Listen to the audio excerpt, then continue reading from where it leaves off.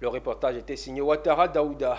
En Côte d'Ivoire, les processus de renouvellement des autorités traditionnelles, rois, chefs de village, selon les us et coutumes, tendent à s'effriter.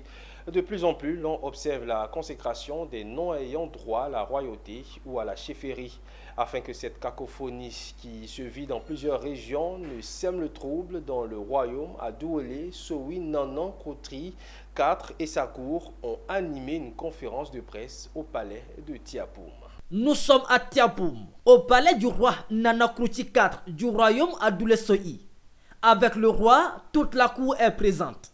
La présence également des cadres de Noé, de Tiapoum et les détenteurs du trône du royaume Adoulé Sohi. Ici, tous veulent le respect des us et coutumes en matière de désignation d'un roi ou d'un chef de village en pays Akan. Car en pays Akan, on ne devient pas roi ni chef.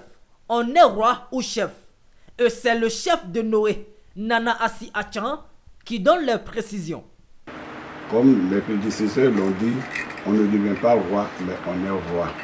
Il faut être d'une lignée royale pour être sur un trône.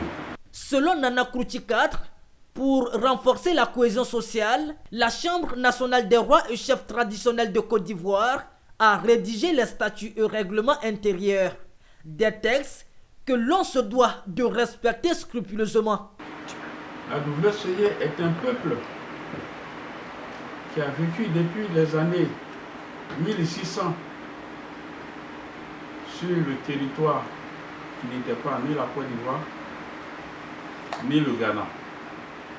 Avant c'était le Bloc-Coast et la Côte d'Ivoire était la Basse-Volta.